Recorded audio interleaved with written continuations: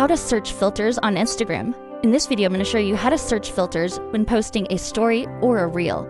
And if this video helps you, please consider giving it a like and also subscribe to my channel because that really helps me out. So I'll go ahead and select the plus symbol in the bottom menu of Instagram.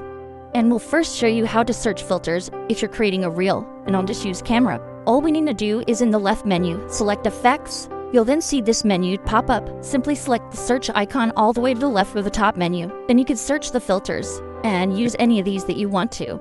Now, if you are making a story and you want to search filters, it's a little bit different. All we need to do is make sure that it says story in the bottom and then scroll the filters all the way to the right. You may need to go pretty far. And if you go all the way to the right, you'll see browse filters. Select that. Then just use the search icon again. And you can search all the filters for your stories. Select one, and that'll be the filter on your story. All right, so that's how you search filters on its easy to understand tutorials about business, project management, softwares, social media apps, and more. Softpro dream to 100,000. Thanks for watching.